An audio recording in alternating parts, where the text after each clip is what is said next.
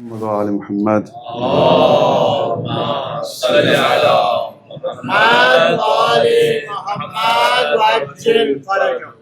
حسبنا الله ونعم الوكيل، نعم المولى ونعم النصير، لا حول ولا قوة إلا بالله العلي العظيم. أعوذ بالله من الشيطان الرجيم. بسم الله الرحمن الرحيم.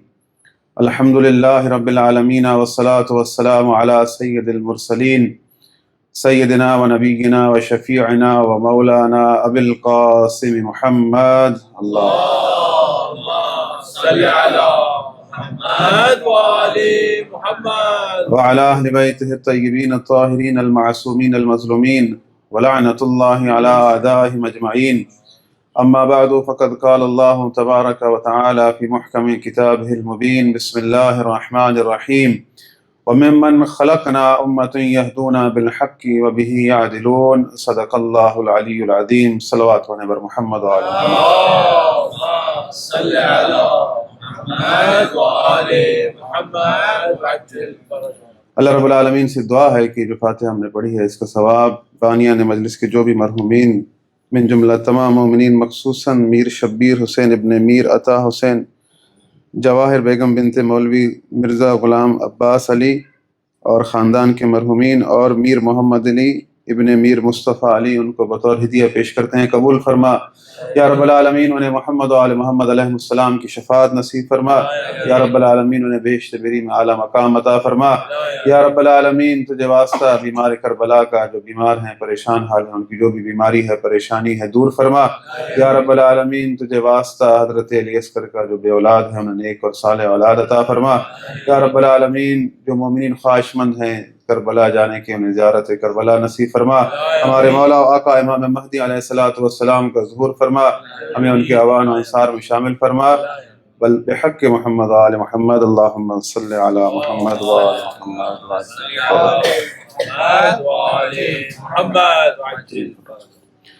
عزیزان محترم، IMA کی طرف سے 4 روزہ مجالس کا انعقاد ہے بسلسلہ شہادت امام سجاد علیہ الصلوۃ والسلام، اور ہماری آج تیسری مجلس ہے، اور ہمارا عنوان ہے دین حسین اور دین یزید. عزیزان محترم، سرنامہ کلام میں نے آپ کے سامنے جو آیت رکھی تھی وہ سورہ اعراف کی آیت نمبر 181، جس میں اللہ رب العالمین فرماتا ہے کہ وَمِمَّنْ خَلَقْنَا أُمَّةٌ يَهْدُونَ بِالْحَقِّ وَبِهِ يَعْدِلُونَ، کہ میری خلقت میں ایک گروہ ایسا ہے جو حق کے ساتھ ہدایت کرتا ہے اور حق کے ساتھ عدل کے فیصلے کرتا ہے. یعنی اللہ رب العالمین نے اپنی خلقت میں اس گروہ کو ممتاز کیا ہے کہ جو یہ صلاحیت رکھتا ہے کہ لوگوں کو حق کی ہدایت کرے، اور جو صلاحیت رکھتا ہے جو عدل کے ساتھ فیصلے کرے. یہ آیت ہر زمانے کے لیے ہے، یعنی ہر زمانے میں کوئی ایسا ہے کہ جو صراط مستقیم ہے، جو حق کی ہدایت کرتا ہے اور جو عدل کے ساتھ فیصلے کرتا ہے. کیونکہ انسانوں کی سب سے بڑی ضرورت ہے ہی یہی کہ جو دنیا میں آیا ہے اسے ہدایت کی ضرورت ہے، اور وہ جو رہ رہا ہے تو اسے عدل کی ضرورت ہے.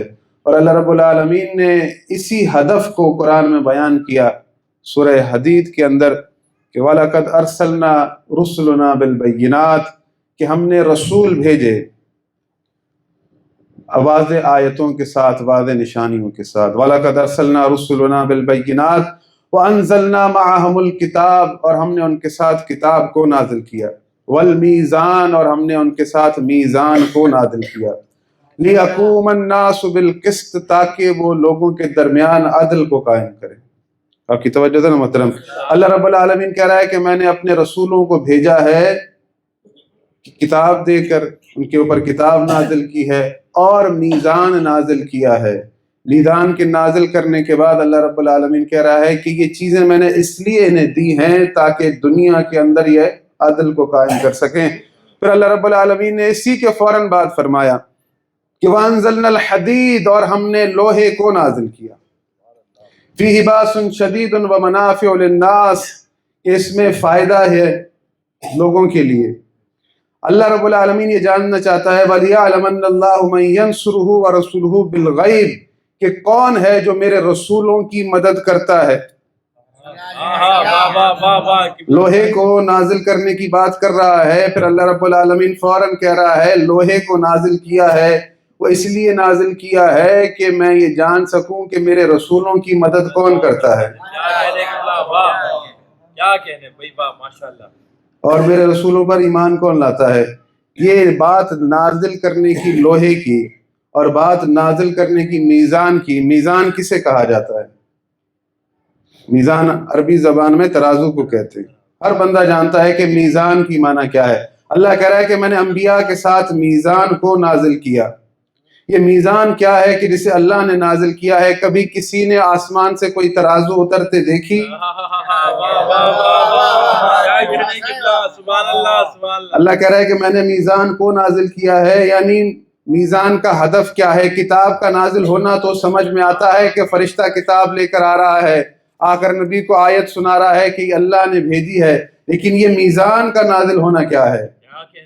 یعنی اللہ رب العالمین کہہ رہا ہے کہ میں نے انبیاء کے ساتھ میزان کو نازل کیا ہے، یعنی اگر کوئی بھی نبی آ رہا ہے دنیا میں، وہ اللہ کا دین لے کر آ رہا ہے، تو اس کے جانے کے بعد وہ کسی ایسے فرد کو چھوڑ کر جاتا ہے کہ جس کا عمل پورا کا پورا میزان ہوتا ہے، کہ اللہ رب العالمین چاہ رہا ہوتا ہے کہ یہ جو میرا نبی گیا ہے، اس کے بعد جو بھی کوئی عمل کرے گا وہ ایسے فرد کو چھوڑ کر جا رہا ہے کہ وہ عمل ایسا ہو کہ جو میزان نبی نے چھوڑا ہے وہ بالکل مطابقت رکھتا ہو، کیونکہ معاشر میں یہ اپنے ہی امام کے پیچھے بلایا جائے گا۔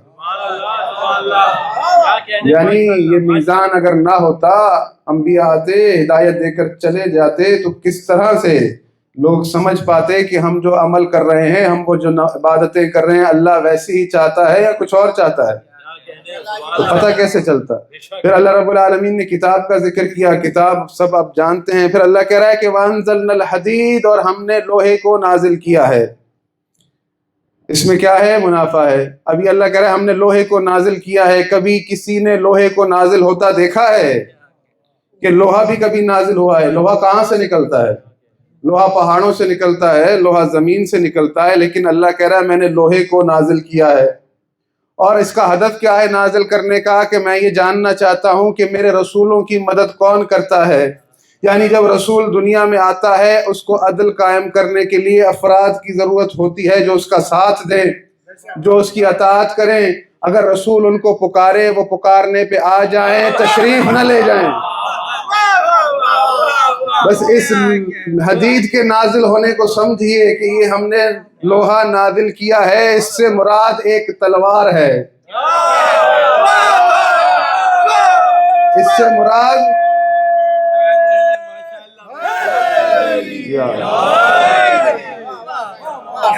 اس سے مراد ایک تلوار ہے۔ ہم نے لوہا نازل کیا ہے، یعنی اس میں فائدہ کیا ہے کہ اللہ رب العالمین دیکھنا چاہتا ہے میں نے لوہا نازل کیا ہے، اس لوہے سے، اس تلوار سے کون میرے رسولوں کی مدد کرتا ہے۔ یعنی ہر زمانے میں اللہ نے یہی دیکھا ہے، پچھلے نبیوں میں بھی یہی سنت رہی تھی، اس زمانے میں بھی اللہ نے جب رسول اللہ کو بھیجا تو اللہ کو یہی ضرورت رہی کہ میں دیکھوں میرے رسول کی مدد کون کرتا ہے، کیونکہ رسول کی جو مدد کو آئے گا تب ہی پتہ چلے گا کہ کس قدر اس کے اندر ایمانی قوت ہے، کس قدر اس کے اندر شجاعت ہے، کس قدر اللہ کے دین کے ساتھ مخلص ہے۔ آپ کی توجہ ہے محترم؟ یعنی نبی کے لیے اپنی جان کو فدا کرتا ہے، ہاں تشریف لے جاتا ہے۔ آپ نے پریشان نہیں ہونا، ایک صلوات پڑھیں پر محمد و آل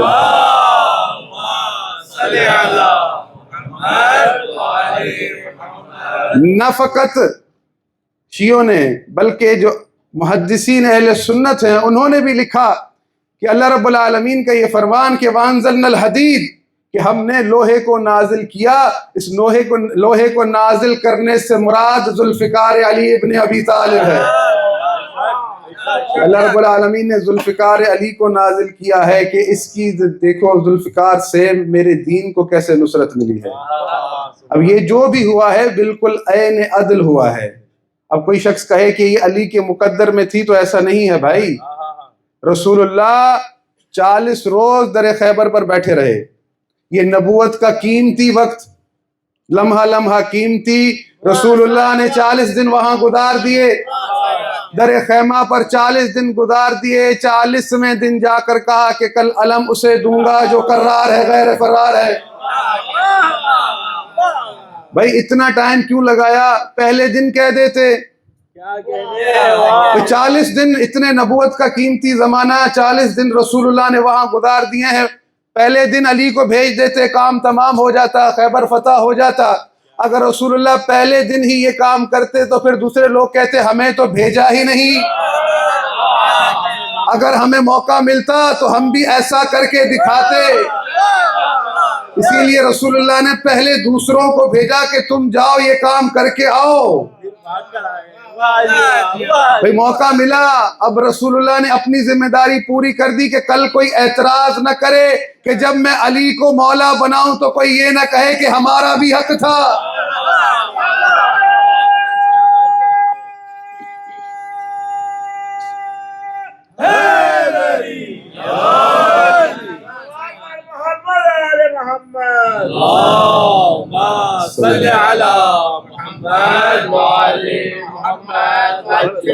توجہ ہے مطلب، یعنی یہ در حقیقت اللہ رب العالمین نے کمپیریزن کیا ہے۔ بعض اوقات ایسا ہوتا ہے کہ اپنے ہی مومنین اعتراض کر بیٹھتے ہیں کہ اتنا کرٹیسائز ٹھیک نہیں ہے۔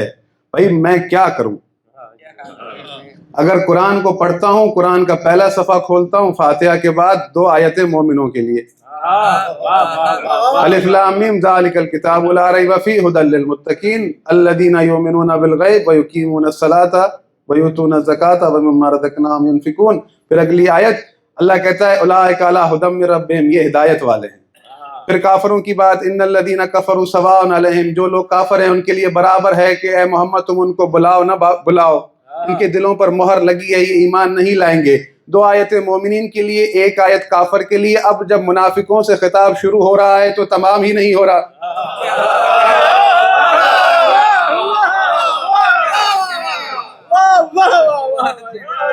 اب چلتا جا رہا ہے، اب جس کی تعداد قرآن میں کثرت زیادہ ہے تو وہی بیان کریں گے۔ بھائی ہم اپنی طرف سے تو بیان نہیں کریں گے کہ بھئی ہم اپنی طرف سے کوئی چیز لے کر آئیں۔ تو ایک مومن نے اعتراض کر دیا کہ یہ تشریف کا ورڈ اچھا نہیں ہے۔ بھائی ہمارا کیا کریں، یہ تو خود وہاں سے عطا ہوا ہے نا۔ بھئی ہم تو بڑے مؤدبانہ طریقے سے اپنی بات پہنچاتے ہیں کہ دیکھیں اللہ رب العالمین یہی کہہ رہا ہے کہ میں نے لوہے کو نازل کیا ہے تاکہ میں یہ دیکھ سکوں میرے رسولوں کی مدد کس نے کی ہے۔ اب جس نے اللہ کے رسول کی مدد کی ہے تو اللہ نے اس کے عمل کو قرآن میں اپنا قصیدہ بنایا ہے، تو قصیدے اس کے بیان ہوں گے۔ اب یہ ہوا کیوں ہے؟ یہ ہوا اس لیے ہے کہ جس کے پاس یہ کمالات تھے لوگ اسے نیچے کرتے ہیں، اس کے فضائل کو کم کرتے ہیں، غیروں کو لاتے ہیں۔ یہ تو آپ مانتے ہیں نا کہ امیر المومنین افضل ہیں، لیکن غیر تو نہیں مانتا نا، وہ تو غیروں کو افضل کہتا ہے۔ تو جب کہا جائے گا تو جواب آئے گا، وہ جواب یہ نہیں آئے گا ہمیں کسی پر کوئی اعتراض نہیں ہے، ہم فقط اپنی دلیل دے کر یہ ثابت کرنا چاہ رہے ہوتے ہیں کہ علی سے بڑھ کر کوئی بھی نہیں ہے، علی جیسا کوئی نہیں ہے، نہ حسن جیسا کوئی ہے، نہ حسین جیسا کوئی ہے۔ آپ کی توجہ تھا نا محترم، ایک صلوات پڑھیں پر محمد و آلہ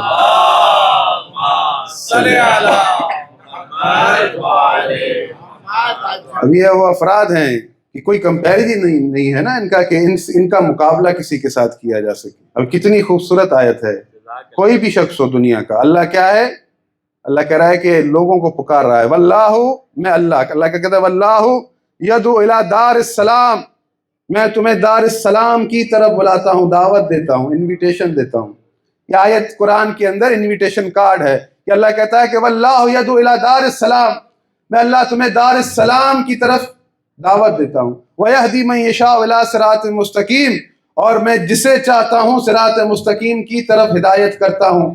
اللہ رب العالمین تمام لوگوں سے کہہ رہا ہے جو زمانے رسول میں موجود ہیں کہ میں تمہیں دعوت دیتا ہوں دار السلام کی، دار السلام کی طرف آؤ۔ ہمیں بھی دعوت ہے، آج میں نے آیت پڑھی ہے، آپ کو سنا رہا ہوں کہ اللہ آپ کو انویٹیشن دے رہا ہے کس چیز کی؟ دار السلام کی۔ کہ آؤ دار السلام کی طرف۔ امام جعفر صادق علیہ السلام سے پوچھا گیا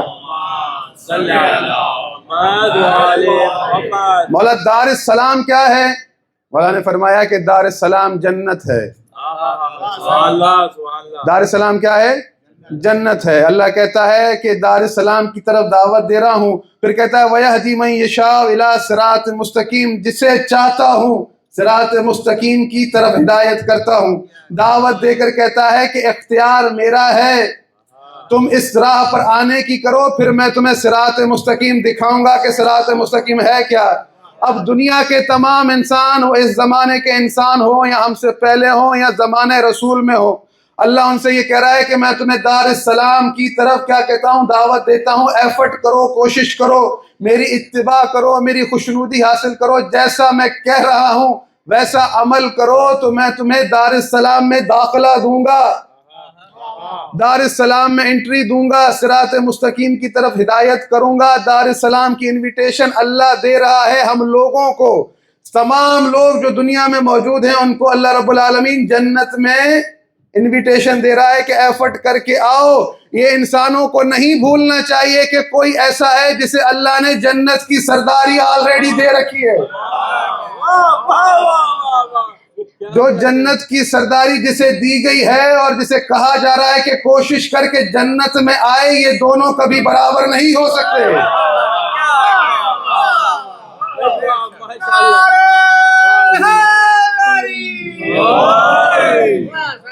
بھائی یہ جو انویٹیشن دے کر بلائے جا رہے ہیں، بھائی تم آؤ ایفرٹ کر کے، یہ تمام لوگ ہیں. اب ان لوگوں میں کوئی اس زمانے کا لوگ ہو، کوئی رسول اللہ کا رشتہ دار ہو یا کوئی جماعتی ہو، اس سے اللہ کہہ رہا ہے کہ تجھے دعوت دے رہا ہوں، لیکن ان کا مقابلہ کوئی نہ کرے کہ جنہیں اللہ نے جنت و حریر جنت لکھ کر دے دی ہے.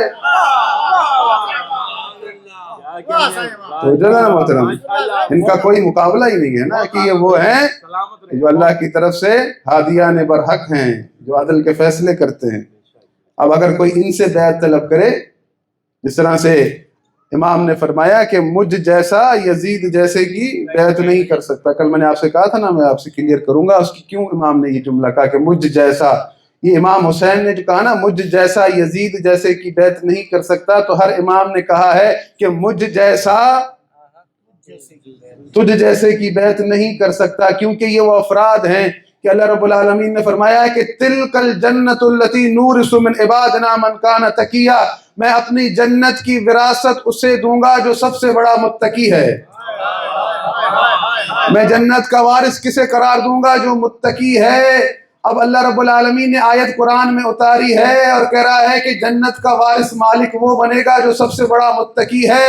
یہ اللہ رب العالمین نے آیت تو اتاری ہے، پر رسول اللہ نے مہر لگا دی ہے یہ کہہ کر کہ الحسن والحسین سیدا شباب اہل الجنہ، کہ حسن و حسین جنت کے جوانوں کے سردار ہیں بچے، لیکن تقویٰ کا معیار ایسا ہے کہ بچپنے میں ہی انہیں جنت کی سرداری مل گئی.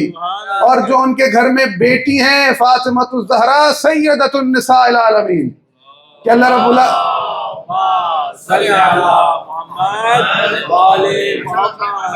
کہ رسول اللہ نے یہ مہر لگا دی کہ میری بیٹی جنت کی خواتین کی سردار ہے، جنت کی عورتوں کی سردار ہے. تو پتہ چلا کہ اگر کوئی سب سے بڑا متقی ہے تو وہ حسن و حسین ہے. سب سے بڑا اگر کوئی متقی ہے جو ان سے بھی بھلا ہے تو وہ ہے جو قسیم الجنہ والنار ہے. اور اگر کوئی سب سے بڑی متقیہ ہے تو وہ بھی فاطمہ الزہرا ہے، کیونکہ جسے اللہ نے یہ اتنا بڑا عہدہ دیا ہے وہ دنیا کے لوگوں جیسے نہیں ہو سکتے. یہ فیصلے کون دے رہا ہے؟ اللہ دے رہا ہے، میرا پروردگار دے رہا ہے. توجہ ہے نا محترم آپ کی؟ ایک صلوات پڑھیں بر محمد و آل محمد.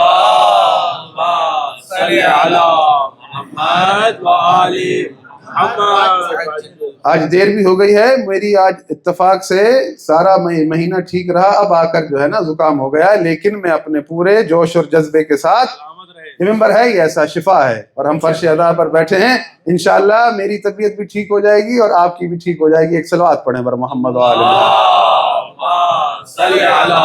محمد. ٹھنڈا چاہیے. حضرت ابو طالب علیہ السلام و اولاد ابو طالب علیہ السلام بلند سلام. اللہم صلی علی محمد و آل محمد. یا تو جو ہے محترم میں ایک منظر آپ کو بیان کرنا چاہتا ہوں. آپ کو یاد ہوگا ماہ رمضان میں نے آپ کو روز معاشر جو پھٹے ہوں گے وہ سنائے تھے. جو لوگ ایک دوسرے سے دستوں گریباں ہوں گے وہ پھٹے میں نے آپ کو سنائے تھے مختلف. لیکن آج میں آیتیں پڑھ رہا تھا تو مجھے منظر آج کے دور میں سیم دکھا. میں نے کہا وہ آپ کو میں سناؤں گا، کیونکہ بعض اوقات ایسا ہوتا ہے ہم وہ گروہ ہیں واحد تنہا جسے سب مل کر کافر کہتے ہیں، لیکن اللہ ان کو کیا کہہ رہا ہے؟ اللہ رب العالمین فرماتا ہے، یہ سورہ مطففین کی آیات ہے کہ ان الذین اجرموا کانوا من الذین آمنوا یضحکون، کہ جو لوگ مجرم ہیں وہ مومنوں کو دیکھتے ہیں تو ان پر ہنستے ہیں. ان الذین اجرموا کانوا من الذین آمنوا یضحکون، ہنستے ہیں، مومنوں کو دیکھتے ہیں، گزرتے ہیں نا مومنوں کو دیکھ کے ہنستے ہیں. پھر اللہ رب العالمین اگلی آیت میں فرماتا ہے کہ وَإِذَا مَرُّوا بِهِمْ يَتَغَامَزُونَ، اور جب ان کے پاس سے گزرتے ہیں تو حقارت سے ان کو دیکھتے ہیں. یہ میں نے منظر دیکھا ہے کہ لوگ ہمیں کچھ اسی طرح سے ہی دیکھتے ہیں. بعض اوقات ایسا ہوتا ہے کہ کچھ حضرت بڑے صاف ستھرے اور بڑی جو ہے اچھا لباس پہنا ہوتا ہے اور بڑی اچھی خوبصورت ان کا حلیہ ہوتا ہے، شلوار اونچی ہوتی ہے، لیکن کبھی کالے کپڑے والوں کو ان دنوں میں دیکھ لیتے ہیں تو بڑی حقارت سے گزرتے ہیں، ایک دوسرے کو اشارے کرتے گزرتے ہیں. پھر اگلی آیت میں اللہ رب العالمین فرماتا ہے کہ جب اپنے گھروں میں لوٹتے ہیں وَإِذَا انقلبوا إِلَىٰ أَهْلِهِمُ انقلبوا فَكِهِينَ، اور جب اپنے گھر میں کو لوٹتے ہیں تو اتراتے ہوئے لوٹتے ہیں، بڑے اتراتے ہوئے کہ بھئی ہم جو ہیں بیسٹ ہیں، ہم جیسا کوئی نہیں ہے، بڑے اتراتے ہوئے بڑی اس سے. پھر اگلی آیت میں اللہ رب العالمین فرماتا ہے کہ جب گزرتے ہیں مومنوں کے قریب سے ان کو کہتے ہیں کہ وَإِذَا رَأَوْهُمْ قَالُوا إِنَّ هَٰؤُلَاءِ لَضَالُّونَ، جب مومنوں کو دیکھتے ہوئے گزرتے ہیں کہتے ہیں کہ یہ تو ایک گمراہ قوم ہے. مومنوں کو دیکھتے ہوئے گزرتے ہیں کیا کہتے ہیں؟ یہ تو ایک گمراہ قوم ہے. یہی منظر میں نے بہت دفعہ دیکھا ہے کہ کوئی ہمارے قریب سے گزرا ہو اور دیکھ رہا ہو ان کی حرکتیں دیکھو یہ ماتم کر رہے ہیں، اور کہا جاتا ہے یہ منظر دیکھیں نا، قرآن ایسا ہے کہ قیامت تک اپ ٹو ڈیٹ ہے. یعنی اللہ رب العالمین نے اس انداز میں اتارا ہے کہ اس زمانے میں بھی آپ کو یہ چیزیں نظر آ جاتی ہیں. پھر اگلی آیت میں اللہ رب العالمین فرماتا ہے کہ یہ اس طرح گزرتے ہیں ہنستے ہیں، لیکن ایک وقت ایسا آئے گا فَالْيَوْمَ الَّذِينَ آمَنُوا مِنَ الْكُفَّارِ يَضْحَكُونَ، ایک وقت ایسا آئے گا، محشر کا روز ہوگا، مومن ہنسیں گے اور یہ روئیں گے. مومن ہنسیں گے اور روئیں گے. اللہ رب العالمین کیا منظر بیان کر رہا ہے کہ وَالْيَوْمَ الَّذِينَ آمَنُوا مِنَ الْكُفَّارِ يَضْحَكُونَ، اور عَلَى الْأَرَائِكِ يَنظُرُونَ، تختوں پر بیٹھے ہوئے ان کا حال دیکھ رہے ہوں گے. کہ وہ وقت ایسا ہوگا کہ مومنین تختوں پر بیٹھے ہوں گے اور ان کا حال دیکھ رہے ہوں گے اور کہیں گے یہ کل وہ لوگ تھے جو ہم پر ہنستے تھے، آج ہم ان پر ہنس رہے ہیں. خدا کی قسم اس کی تفسیر جو ہے در حقیقت اس کا اصل مصداق کیا ہے؟ ذات امیر المومنین علیہ الصلوۃ والسلام.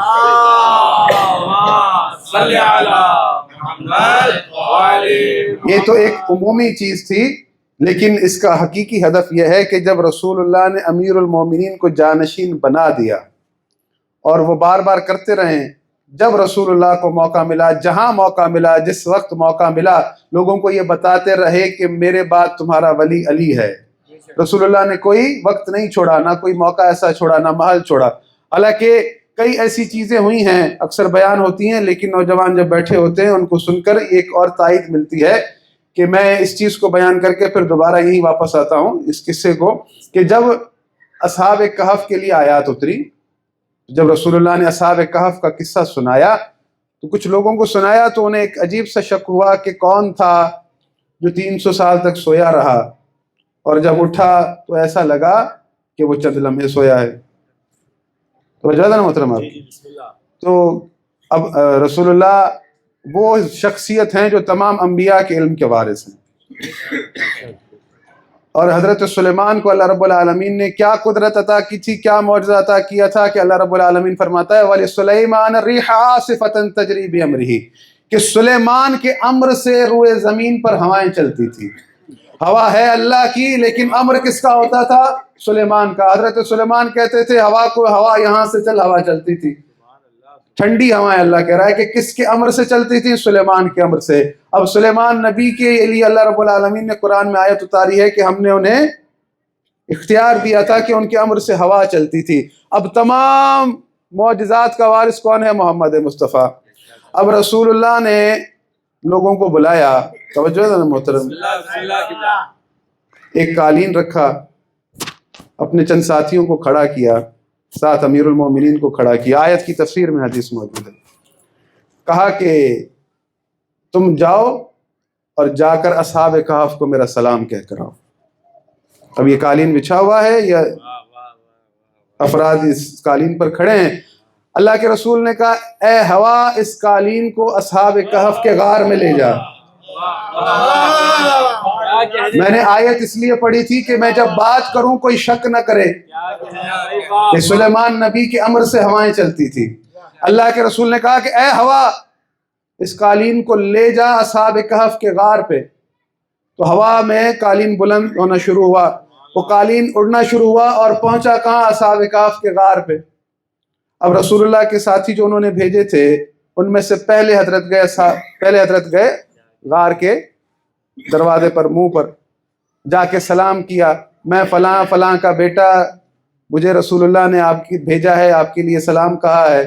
کوئی جواب ہی نہیں آیا۔ کیا کہنے بھائی، واہ وہ حضرت لوٹ کر آئے، دوسرے حضرت گئے، میں فلاں فلاں کا بیٹا، مجھے رسول اللہ نے بھیجا ہے، میں ان کا صحابی ہوں، آپ کے لیے سلام کہا ہے۔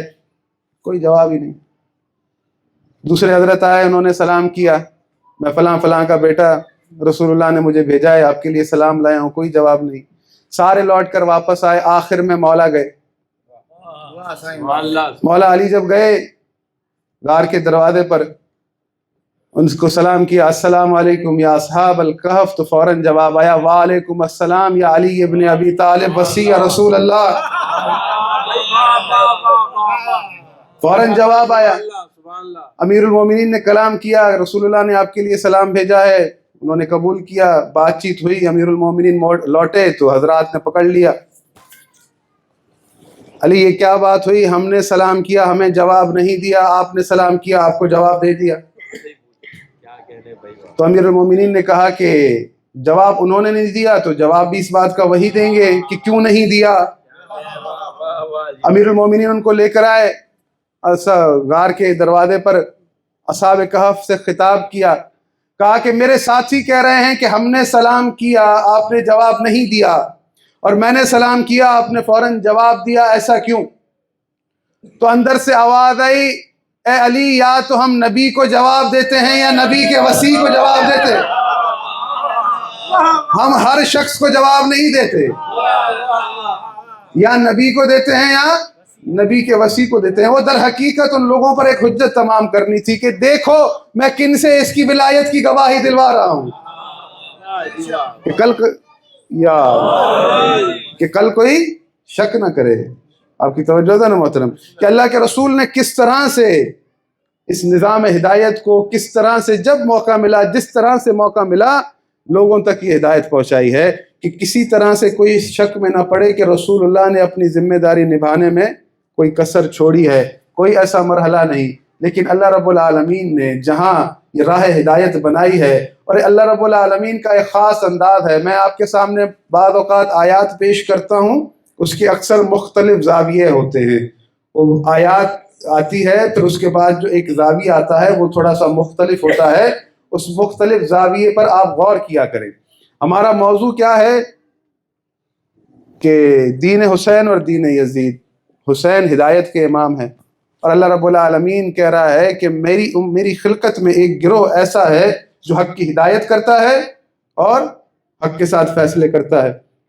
اب یہ اللہ رب العالمین نے کیونکہ ایک نظام بنایا ہے، وہ افراد بنائے ہیں جو حق کی ہدایت بھی کرتے ہیں اور عدل قائم کرنے کا بھی کہتے ہیں، جنہیں اللہ نے عادل امام بنایا ہے۔ اب جب اللہ رب العالمین نے یہ چاہا ہے کہ لوگ انہیں مانیں، انہیں تسلیم کریں، اور ان کی معرفی کروائی ہے، بار بار ہر جگہ کروائی ہے، اور رسول اللہ سے اللہ رب العالمین نے ہر جگہ کہا ہے کہ ان کے بارے میں کہتے رہو کہتے رہو، کیونکہ یہ قیامت تک کے لیے ہدایت کا ایک سلسلہ ہے۔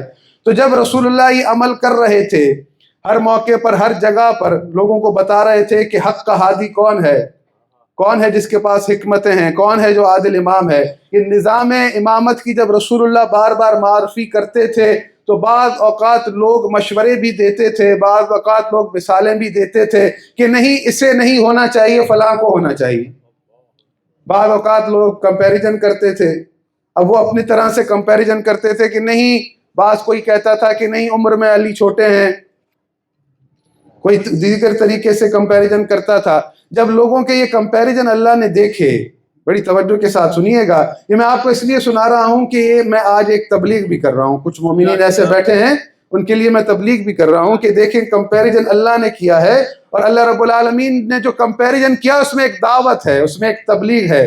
اللہ رب العالمین نے جب یہ منظر دیکھا کہ لوگ مثالیں دے رہے ہیں کہ جسے میں نے ہادی بنایا ہے، جسے میں نے عادل امام بنایا ہے، اس کے لیے مثالیں دے رہے ہیں، تو اللہ نے کہا کہ فلا تضربوا للہ الامثال، تم اللہ کے لیے مثالیں مت دیا کرو۔ ان اللہ یعلم وانتم لا تعلمون، جو اب میں اللہ جانتا ہوں وہ تم نہیں جانتے۔ آپ کی توجہ ذرا محترم، اللہ نے کہا کہ تم مثالیں نہیں دو، میں مثال دیتا ہوں، اور مثال کیسے دی جاتی ہے میں اللہ تمہیں بتاتا ہوں۔ یعنی جس دین میں اللہ مثال دینے کا حق نہ دے، اس دین میں لوگ امام بنا لیں۔ اللہ کرے یا تمہیں مثال دینے کا بھی حق نہیں ہے، ہمیں مثال دینے کا بھی حق نہیں کہ ہم امام کیسے بنائیں گے پھر۔ اللہ کہہ رہا ہے میری مثال سنو، اور مثال ایسے دی جاتی ہے۔ مثال اللہ کیسے دے رہا ہے، کیا فرما رہا ہے کہ ضرب اللہ مثل الرجلین، سورہ نحل آیت نمبر 76، ضرب اللہ مثل الرجلین احدہما ابکم، میں اللہ تمہیں دو مردوں کی مثال دیتا ہوں جن میں سے ایک گونگا ہے، لا یقدر علی شیء، کسی چیز پر قدرت نہیں رکھتا، وہو کل علی مولا، اپنے مالک کے گلے میں پڑا ہے، اینما یوجہ لا یاتی بخیر، اس کا مالک جہاں اسے کسی کام سے بھیجتا ہے تو کوئی خیر کی خبر نہیں لاتا۔ یعنی اس کی حیثیت اتنی ہے کہ گھر میں نوکر رکھنے کے بھی قابل نہیں ہے، اپنے مالک کے گلے میں پڑا ہے۔ یہ کمپیریزن میں نہیں کر رہا بھائی، اللہ کر رہا ہے۔ اب بھائی آپ کو یہ نہ کہے کہ اللہ کسی کی توہین کیوں کر رہا ہے، کوئی کہہ سکتا ہے، آیات کو کوئی جھٹلا سکتا ہے؟ اللہ رب العالمین مثال دیتے ہوئے ایک شخص کی جو ہے نا حیثیت بتا رہا ہے کہ اس کی حیثیت نوکر رکھنے جیسی بھی نہیں ہے۔ کیا فرما رہا ہے کہ میں تمہیں دو مردوں کی مثال دیتا ہوں کہ گونگا ہے، ضرب اللہ مثل الرجلین احدہما، ایک گونگا ہے، لا یقدر علی شیء، کسی چیز پر قدرت نہیں رکھتا، وہو کل علی مولا، اپنے مالک کے ہی گلے پڑا ہے، مالک کے کسی کام کا بھی نہیں ہے۔ یعنی اگر کسی کام سے اسے بھیجتا ہے کوئی خیر کی خبر نہیں لاتا، اگر اسے کوئی اسی کام سے بھیجتا ہے کوئی سودا لا، الٹ پلٹ کر کے چیزیں آ جاتا ہے، مالک کے ہی گلے میں پڑا ہوا ہے۔ اللہ رب العالمین اس فرض کی کیا توہین کر رہا ہے؟ مثال دے کر برحال نام اللہ نے نہیں لیا ہے کون، برحال کوئی تھا، کوئی تھا ایسا جسے کہہ رہا ہے کہ اللہ کسی قابل نہیں ہے۔ اب اللہ رب العالمین مثال دے کے کہہ رہا ہے کہ حل یستوی ہوا، کیا ایسا اس کے برابر ہے؟ وَمَن يَأْمُرُ بِالْعَدْلِ وَهُوَ عَلَىٰ صِرَاطٍ مُسْتَقِيمٍ، جو تمہیں عدل قائم کرنے کا حکم دیتا ہے اور خود صراط مستقیم پر کھڑا ہے۔ بھائی ایسا جو نوکر رکھنے کے بھی قابل نہیں، اور وہ جو تمہیں عدل قائم کرنے کا حکم دیتا ہے اور خود صراط مستقیم پر کھڑا ہے۔ اللہ پوچھ رہا ہے، استفہام ہے، بتاؤ ذرا یہ دونوں برابر ہیں؟ کس سے پوچھ رہا ہے؟ ہم سے پوچھ رہا ہے، بتاؤ دونوں برابر ہیں؟ تم مثالیں دے کے برابر کر رہے ہو، میں اللہ پوچھتا ہوں یہ مثال دے کر کہ یہ عدل قائم کرنے کا حکم دیتا ہے اور صراط مستقیم پر کھڑا ہے، اور یہ اور وہ یا دونوں برابر ہیں؟ اللہ پوچھ رہا ہے، ہم سے پوچھ رہا ہے، سوال کر رہا ہے لوگوں سے، دونوں برابر نہیں ہیں بھائی، یہ دونوں برابر نہیں ہیں۔ اب آیت ہے، اس کی تفسیر پڑھیے گا، مزہ آئے گا۔ حضرت عبداللہ ابن مسعود آئے، رسول اللہ مسجد سے باہر آ رہے تھے، مسجد کے دروازے پر رک گئے۔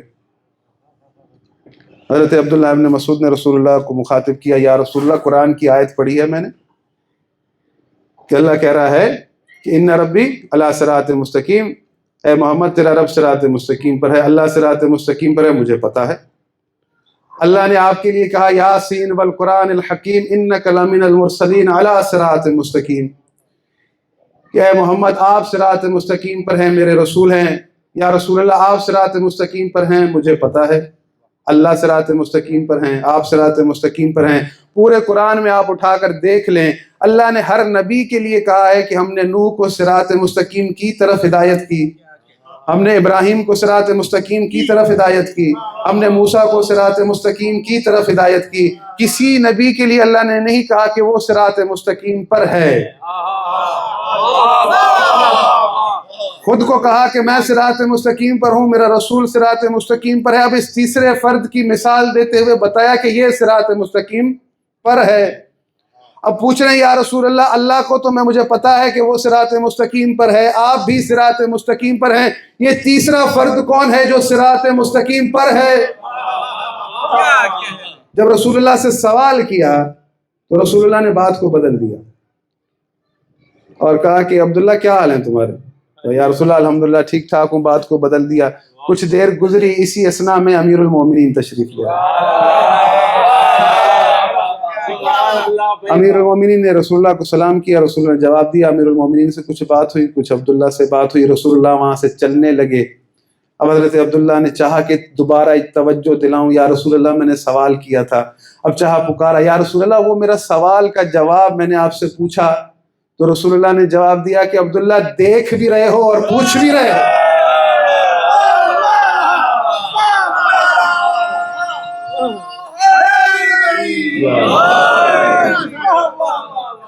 دیکھ بھی رہے ہو، پوچھ بھی رہے ہو کہ کون ہے صراط مستقیم پر۔ یعنی رسول اللہ نے حضرت عبداللہ سے کیا کہا کہ یہ ہے صراط مستقیم پر۔ اب وہی قرآن کے اندر آیت موجود ہے، ایک اللہ صراط مستقیم پر ہے، ایک رسول صراط مستقیم پر ہیں، تیسرے علی صراط مستقیم پر ہیں، اور اللہ کمپیئر کر کے کہہ رہا ہے کہ یہ جو صراط مستقیم پر ہے یہ اس کے برابر ہے۔ یعنی اس روئے زمین پر کوئی دعویٰ یہ کر ہی نہیں سکتا ہم شیعوں کے علاوہ کہ وہ شیعوں کا پہلا امام ہے جو صراط مستقیم پر ہے۔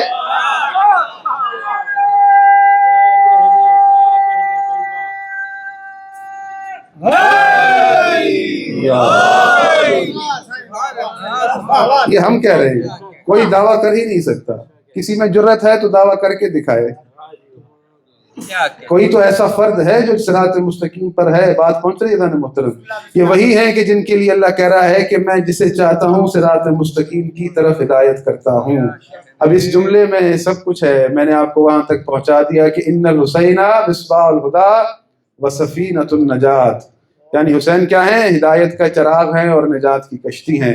نہ یہ جو صراط مستقیم پر ہے، نہ ان جیسا کوئی عابد ہے، نہ ان جیسا کوئی ساجد ہے، نہ ان جیسا کوئی ہدایت کرنے والا ہے، یہی ہیں، سب کچھ ہیں۔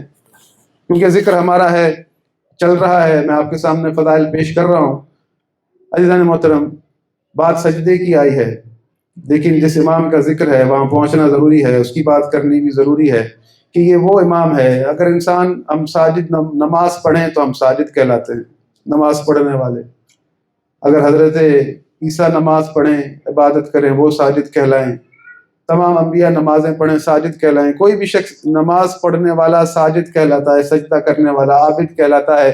لیکن جتنے بھی لوگ ہیں دنیا میں عبادتیں کرتے ہیں وہ عابد کہلائے جا سکتے ہیں، لیکن پورے روئے زمین پر ایک ہی فرد ہے جسے اللہ زین العابدین کہتا ہے۔ لیکن یہ وہ زین العابدین کہ جسے اللہ رب العالمین زین العابدین کہہ رہا ہے، یہ حضرت زین العابدین اس قدر عبادت کرتے تھے کہ ان کے جو اعضاء تھے وہ سخت ہو جاتے تھے، یعنی کھال سخت ہو جاتی تھی، پیشانی کی کھال سخت ہو جاتی تھی، وہ ادائے سجدہ وہ سارے سخت ہو جاتے تھے۔ امام باقر فرماتے ہیں کہ ہر 6 ماہ بعد کھال کو کٹوانا پڑتا تھا، اس قدر سخت ہو جاتی تھی سجدہ کر کر کے۔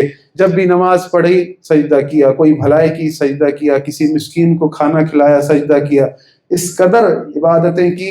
لیکن یہی امام، روایت میں ہے کہ امام زین العابدین نے ایک روز امام باقر سے کہا کہ وہ صحیفے لے کر آؤ کہ جن میں ہمارے جد علی کی عبادتوں کا ذکر ہے۔ امام باقر کہتے ہیں کہ میں وہ صحیفے لے کر آیا اور امام ان صحیفوں کو پڑھ رہے تھے جس میں مولا علی کی عبادتوں کا ذکر تھا۔ امام زین العابدین صحیفے کو پڑھ رہے ہیں، اوراق کو الٹا رہے ہیں، اچانک پڑھتے پڑھتے امام زین العابدین نے جملہ کہا کہ کس میں اتنی جرت ہے جو میرے جد علی جیسی عبادت کر کے دکھائے؟ کون کہہ رہا ہے؟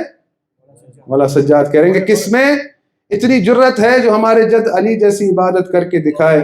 یعنی علی ایسی عبادت کرتے تھے جب خوف خدا میں، خشیت خدا میں سجدہ کرتے تھے، سب کچھ بھول جاتے تھے، یہاں تک کہ اگر تیر بھی لگا ہے تو سجدے کا انتظار کیا جاتا تھا کہ علی اللہ کے سامنے کھڑے ہوں تو علی کے بدن سے تیر نکالا جائے.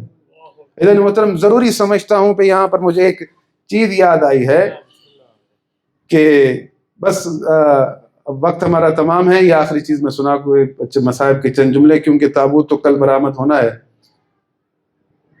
ایک شخص تھا، کرمان کی یہ بات ہے، میں نے آپ کے سامنے یہ بات کی نا کہ مولا علی سجدے میں جب جاتے تھے تب ان کے بدن سے تیر نکالے جاتے تھے. تو یہ تو ہمارے پاس منقبتیں بھی پڑھی جاتی ہیں کہ کرمان میں ایک تقریب تھی جس میں سارے لوگ مدعو تھے، انہیں دعوت دی گئی تھی. جو کرمان کا گورنر تھا وہ شیعہ تھا، اور جو منقبت پڑھنے والے شیعہ تھے وہاں پر کچھ غیروں کو بھی دعوت دی گئی تھی، ان میں کچھ ناسبی بھی تھے. تو ایک قصیدہ خوان نے وہاں پر ایک قصیدہ پڑھا جس کا مفہوم یہ تھا کہ علی وہ ہے، علی کی عبادت وہ ہے، علی اللہ کو ایسے سجدہ کرتا ہے، علی اللہ کے سامنے ایسے کھڑا ہوتا ہے کہ بدن سے اگر تیر بھی نکل جائے علی کو پتہ ہی نہیں چلتا. تو جب وہ قصیدہ خوان قصیدہ پڑھ کے اترا تو ایک جو دوسرے عالم تھے غیروں کے، جن کو مولا علی سے پرابلم تھی، انہیں خطاب کے لیے دعوت دی گئی. وہ آئے، انہوں نے خطاب کیا. انہوں نے کہا کہ یہ شیعہ لوگ آپ کیا اس قدر غلو کرتے ہیں، کس طرح کی منقبتیں لکھتے ہیں، کیسے ممکن ہے کہ کسی کے بدن میں تیر لگا ہو اور تیر نکال دیا جائے اور اسے پتہ ہی نہ چلے.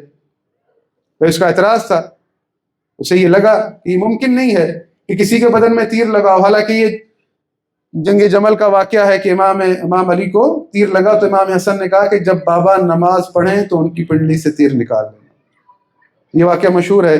اب اس نے اعتراض کیا، اپنی تقریر کر کے اتر گیا. اب وہ جو گورنر تھا وہ کوئی عالم نہیں تھا، نہ اس کے پاس کوئی ایسا دینی علم تھا، وہ دنیاوی تعلیم تھی اس کے پاس. اس کا جب وقت آیا، دینی تعلیم تو نہیں تھی، دنیاوی تعلیم تھی، عالم بھی نہیں تھا، لیکن تھا علی کا شیعہ، علی سے عشق کرنے والا تھا. اسے بات پسند نہیں آئی کہ ہم نے اسے بلایا ہے کہ آ کر علی کے کچھ فضائل سنا، بجائے فضائل سنا کے علی پر اعتراض کر کے اتر گیا. اب جب وہ آیا اپنے ڈیسک پر خطاب کے لیے تو اس نے اسی شخص کو مخاطب ہو کر کہا کہ آپ کو اس بات کا شک ہے کہ علی جب نماز پڑھتے تھے ان کے بدن سے تیر نکالا گیا، انہیں محسوس ہی نہ ہوا؟ خطاب کر کے کہا اسے، کہا بالکل ایسا ہی ہے. تو اب وہ نہ حافظ قرآن ہے نہ عالم ہے، دیکھیں عطا کیا ہوتی ہے. تو اس نے کہا کہ آپ نے قرآن کی آیت پڑھی ہے، یہ قصہ پڑھا ہے کہ جب بی بی زلیخا نے مصر کی خواتین کو اپنے گھر دعوت دی.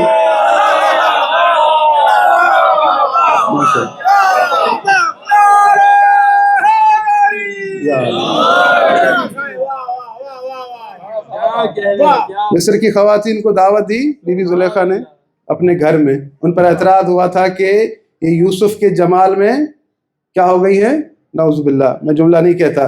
اب انہوں نے خواتین کو بلوایا، ان کے ہاتھوں میں میوے دیے، پھل دیے اور ساتھ چاقو بھی دیے. جب سب کے ہاتھوں میں پھل دے دیے، چاقو بھی دے دیے، اس وقت اس نے غلام سے کہا کہ اب یوسف کو دربار میں بلاؤ. ندا دی گئی. جیسے ہی حضرت یوسف دربار میں داخل ہوئے، اللہ رب العالمین قرآن میں یہ منظر بیان کر رہا ہے کہ فَلَمَّا رَأَيْنَهُ أَكْبَرْنَهُ وَقَطَّعْنَ أَيْدِيَهُنَّ. جب انہوں نے جمال یوسف کو دیکھا، جمال یوسف میں ایسی ماب ہو گئی کہ اپنے ہاتھوں کو کاٹ دیا. تو اس گورنر نے کہا کہ جمال یوسف کو دیکھتے ہوئے مصر کی خواتین نے اپنے ہاتھ کاٹ دیے، انہیں پتہ نہ چلا.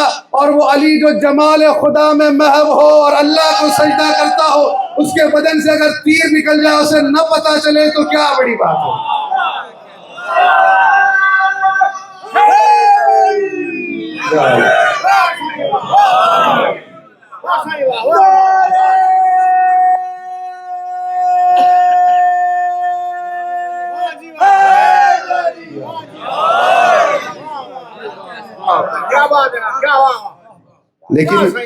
جو جمال یوسف میں اپنے ہاتھ کاٹ دے انہیں پتہ ہی نہ چلے. یہ تو گواہی تو قرآن دے رہا ہے نا. اور وہ علی جو جمال خدا میں محو ہو اس کے بدن سے اگر تیر نکلے. لیکن خدا کی قسم ہم نے دیکھا ہے کہ ہمارے جوان جب عشق حسین میں محو ہوتے ہیں گھنٹوں جب سینہ زنی کرتے ہیں تو انہیں بھی پتہ نہیں چلتا کہ درد کیا ہوتا ہے. تم اس عشق کو جانو ہی کیا.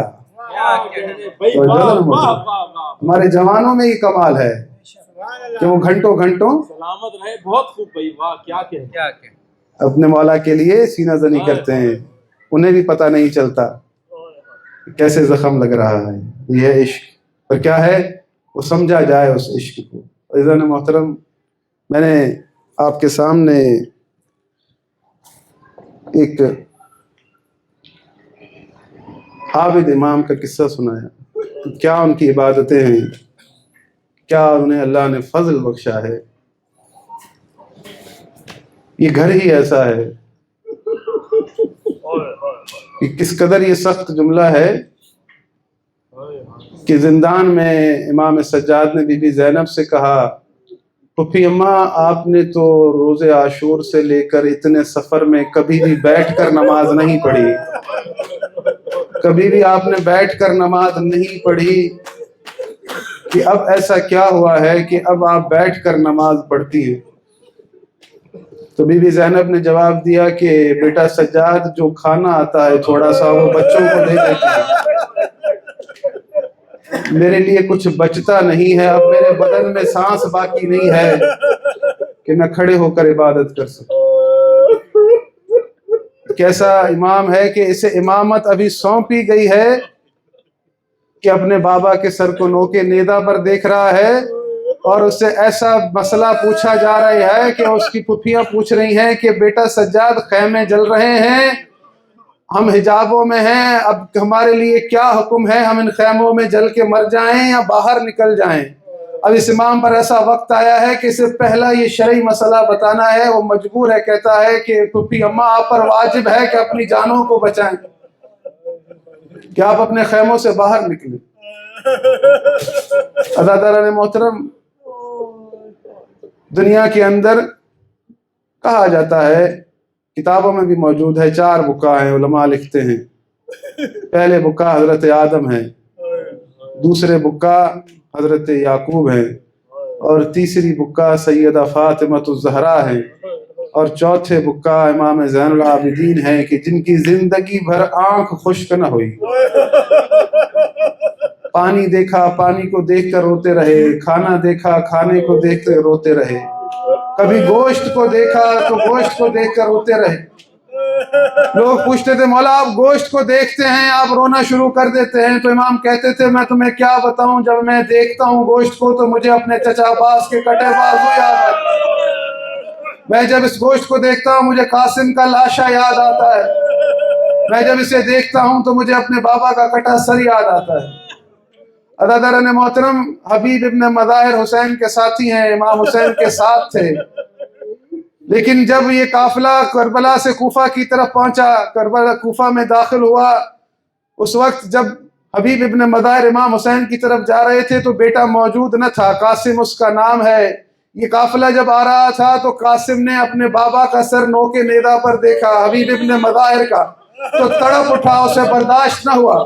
جس نے نیزہ اٹھا رکھا تھا اس کے پاس گیا کہ یہ مجھے سر دے دے، جتنی قیمت مانگے گا میں دے دوں گا. اس نے کہا کہ میں یہ سر نہیں دے سکتا، یہ سر مجھے شام لے کر جانا ہے، یہ سر میں تجھے نہیں دے سکتا. اس نے بہت کوشش کی، اسے سر نہیں ملا، لیکن وہ سر کو دیکھ نہیں پا رہا تھا، وہ برداشت نہیں کر پا رہا تھا. آخرکار گھر واپس چلا گیا کہ یہ مجھ سے میرے بابا کا سر دیکھا نہیں جا رہا. لیکن ہائے سکینہ، ہائے سجاد، کربلا سے کوفہ اور کوفہ سے شام اپنے بابا کا کٹا سر دیکھ رہے ہیں، کیا ان پر گزر رہی ہوگی. میرے مولا نے کس طرح جوان بیٹا کیسے باپ کے سر کو دیکھ رہا ہو، کس طرح سے امام نے یہ وقت گزارا ہوگا. عزیزان محترم، جب کربلا برپا ہو گئی، حسین شہید ہو گئے، امام زین العابدین مقتل میں آئے اور اپنے بابا کے جب جنازے کو دیکھا، کیا لاشا تھا وہ، کہ امام نے کیا منظر دیکھا. عزیزان محترم، جب لوگ امام حسین کا مال غارت کر رہے تھے، لوٹنے والوں نے لوٹ لیا، ایک شخص ایسا آیا، اس نے دیکھا کہ میرے لوٹنے کے لیے کچھ بچا ہے یا نہیں، تو اس نے دیکھا کہ حسین نے جو کرتا پہن رکھا ہے اسے اب اتارنے کا فائدہ نہیں ہے، اس قدر پھٹا ہے، اس میں اتنے سوراخ ہیں، میرے کسی کام کا نہیں ہے۔ لیکن کرتے کو بچانے کے لیے امام حسین نے ایک کمر بند باندھ رکھا تھا، ایک کپڑے کو کمر بند بنا کر باندھ رکھا تھا۔ اس نے چاہا کہ یہ کپڑا میرے کام آ سکتا ہے، تو اس نے کھولنے کی کوشش کی۔ جب وہ کھول رہا تھا تو امام حسین کا ہاتھ بلند ہوا، تو اس نے سوچا تھا کہ اس بدن کا تو سر نہیں ہے، اس کا ہاتھ کیوں بلند ہو رہا ہے؟ تو اس نے سمجھا کہ یہ میرا وہم ہے، اس نے کھولنا چاہا، یہاں تک کہ امام نے ہاتھ رکھ دیا۔ در حقیقت امام اسے کہنا چاہ رہے تھے کہ میرا کمر بند نہ کھول۔ تو اس لائن نے بجائے سمجھنے کے امام کے ہاتھ کو کاٹ دیا، اپنا چاقو نکالا اور امام کے ہاتھ کو کاٹا اور کمر بند کو کھول کر لے گیا۔ جب امام زین العابدین اپنے بابا کے لاشے پر آئے، اپنے بابا کا حال دیکھا، وہ کٹا ہاتھ دیکھا، کٹا ہاتھ دیکھ کر امام کی حالت غیر ہو گئی۔ بی بی زینب منظر دیکھ رہی تھی، بی بی زینب کو محسوس ہوا کہ سجاد کی روح پرواز نہ ہو جائے، دوڑتی آئی، آ کر سجاد کو سنبھالا، اے میرے بیٹا خود کو سنبھال۔ لیکن وہ وقت تھا عزیزان محترم، بی بی آئی، پوچھا بیٹا کیا حال ہے؟ امام کو ہوش آیا، کہا پھوپھی زینب کیسے بتاؤں بابا کو دیکھ کر میرا کیا حال ہے۔ عزیزان محترم، 50 سال سے زیادہ بی بی زینب نے امام حسین کے چہرے کی زیارت کی تھی، کوئی دن ایسا نہیں تھا جس دن بی بی زینب نے چہرہ حسین کو نہ دیکھا ہو۔ لیکن یہ وہ وقت تھا، بی بی حیرت کی نگاہ سے لاش حسین کو دیکھ کر پوچھ رہی تھی، انت اخی، تو ہے میرا بھائی حسین؟ امام زین العابدین فرماتے ہیں کہ ہمیں اس طرح سے دربار میں اندر لایا گیا جیسے غلاموں کو جکڑا جاتا ہے، ہماری رسیاں اس طرح سے بندھی ہوئی تھی، اگر ایک رسی کو کوئی کھینچتا تھا ہم سب منہ کے بل گر جاتے تھے۔